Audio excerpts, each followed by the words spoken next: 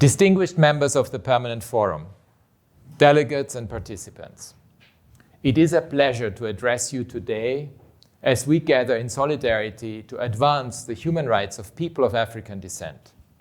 Last month, we marked 60 years since the adoption of the International Convention on the Elimination of All Forms of Racial Discrimination. This milestone, together with the Durban Declaration and Programme of Action, paved the way for important progress on the rights of people of African descent in many countries around the world. But the promise of an end to racial discrimination remains unfulfilled. Racism and dehumanizing rhetoric still permeate our institutions, communities, and online platforms. The human rights of people of African descent continue to be violated due to systemic racism affecting all spheres of their lives, including their rights to life, health, housing, education, employment, and their right to justice. Racist violence and hate crimes are proliferating across the world, and digital technologies are perpetuating these injustices and deepening disparities through algorithmic bias. Distinguished participants, the roots of this scourge run deep. An estimated 25 to 30 million people were violently uprooted from their homes and communities in Africa for the purpose of enslavement. And colonialism's brutal legacy persists even today.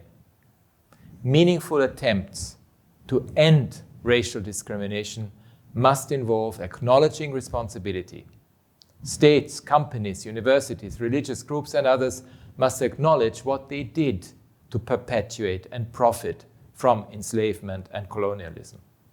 And the harm caused must be repaired.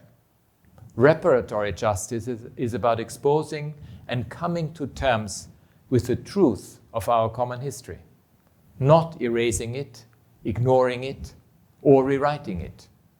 Reparations can take various forms, from formal acknowledgement of responsibility to apologies, compensation, and the establishment of truth-telling processes. They may involve institutional and educational reforms and memorializing the lasting harm inflicted on people of African descent. They can include recognition of the contributions of people of African descent to society. Reparatory justice is also about shaping a new, more equal future. The structures and systems built up by the legacies of enslavement and colonialism must be exposed and dismantled. Taken together, reparatory measures can help to build trust in institutions and foster social cohesion. Some states, regional organizations, cities, companies, religious groups, universities, and museums are already taking important steps, and this is encouraging. In 2023, the European Union and the Community of Latin American and Caribbean states acknowledged and profoundly regretted the untold suffering caused by the transatlantic slave trade. And the African Union has designated 2025 as the year of justice for Africans and people of African descent through reparations. Distinguished participants, confronting historical injustices is complex. But with political leadership, courage, and creativity, it can be done. People of African descent, including women in all their diversity, must be at the center of these processes. Your observations and conclusions at this forum will therefore be crucial to inform next steps. My report to the Human Rights Council in September will focus on reparatory justice. I hope it can assist states and others in their efforts to advance on this issue. It builds on my office's agenda towards transformative change for racial justice and equality and its recommendations. The second International Decade for People of African Descent is a key opportunity for progress.